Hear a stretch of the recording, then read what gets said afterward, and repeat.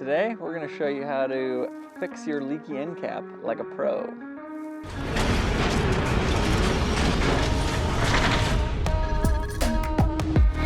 What's up everybody, Josh, StarterRingGutterBusiness.com. Today we're going to show you how to fix this leaky end cap, and I just got a scrap out of the junk pile just to show you easily how this works, but normally you just leave it on the building. I'm going to show you how to clean it really well and get it resealed so your existing gutters will last you a few more years. So it's not really hard to do, just a few basic hand tools. Need some glue and a glue gun. We'll put the glue that we recommend down in the description. If there's moisture outside or it had just rained or something, I like to use a torch and then a stainless steel wire brush, and we'll put a link for that in the description for you as well. So let's get started. So first, this gutter is a little bit wet right now because we were using it as our little sample. But one cool thing about a torch is that sometimes this can be hard to get into, and so if you use this torch, this thing will dry the glue right off of there, the water. So you can watch that water just disappearing. And you don't want to go too crazy with it, but you can watch that water just disappear. And if you get it too hot, you'll melt your paint off the outside or could burn your house down. I'm not liable for that. So if you don't have water coming into this area, you can use towels instead of a torch if you don't have a torch. The torch isn't really necessary, but it does help do a better job if there's any moisture around at all.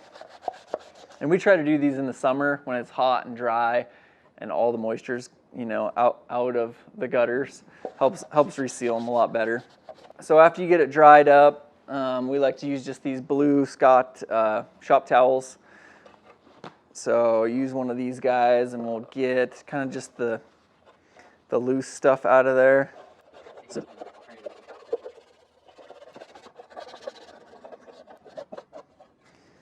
So I got kind of all the loose dirt out of there. I don't usually worry too much about getting the old sealant out unless you can just grab a corner of it and peel it out.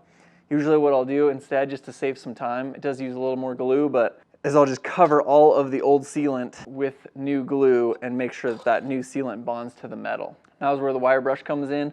I like using the stainless steel ones because these ones hold up a little better, and if you use just this plain steel one, they rust. And if you leave any pieces behind of this, it'll rust in there and then can create problems in your glue that you just glued down. So anyways, when this is up on the building, it's a little harder to do, so you kind of have to be patient with cleaning these things out.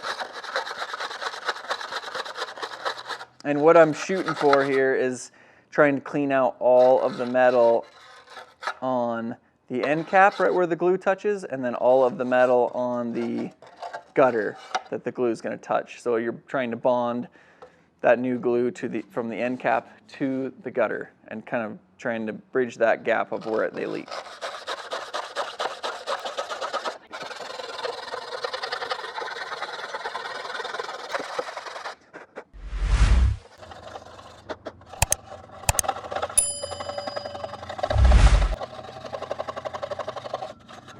So one of the harder spots to get into are these corners right here and right here.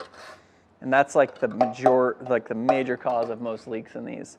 So you have to kind of give a little special attention to those corners to make sure that you get all the junk out of there and that sealant bonds in there really well.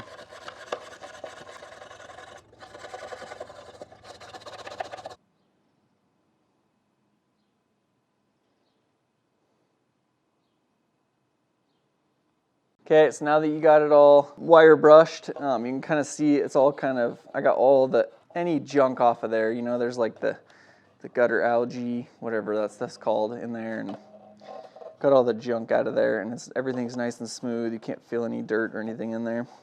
A lot of times, for some reason, this paint on the inside of this won't scratch off, but on a bare aluminum, like a gutter that has bare aluminum on the inside, those are a little easier to tell because that wire brush will go right down to the aluminum, and you can start seeing like shiny aluminum all the way around where you're cleaning.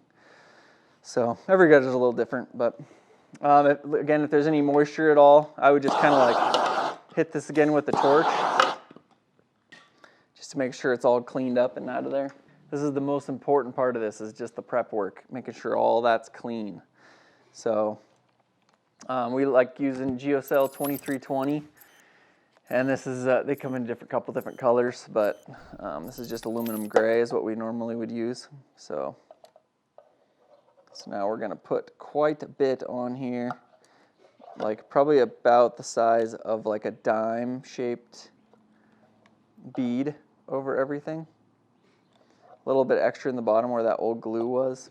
What'll happen is if you don't cover that old glue will lose its bond before anything else because it's been sitting in there for a while, and it'll lift up. And if you just have glue sitting on top of that old glue, it'll lift up and create a path for water to travel in and continue leaking. So I just try to get this glue pressed onto all the surfaces here. And what you're trying to do is basically just weld that glue onto the existing metal.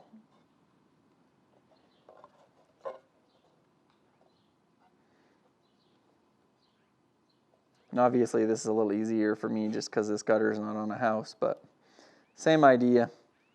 Just a little easier to show you guys with it here in the shop. So there we go, got her all glued up. Got all the old glue covered. Everything's clean. That'll dry up and seal really well. So one thing when you're resealing these to old metal, you can kind of see this stuff sticking and feel it sticking. I've done this for a long time, so I guess it's kind of a feel thing, but if it's kind of like beating up off the metal and you can tell it's not sticking, like if you can move it around with your finger and there's spots that aren't sticking, that means you didn't clean it good enough. So that all stuck really well. So there you have it, how to seal an old rain gutter up like a pro.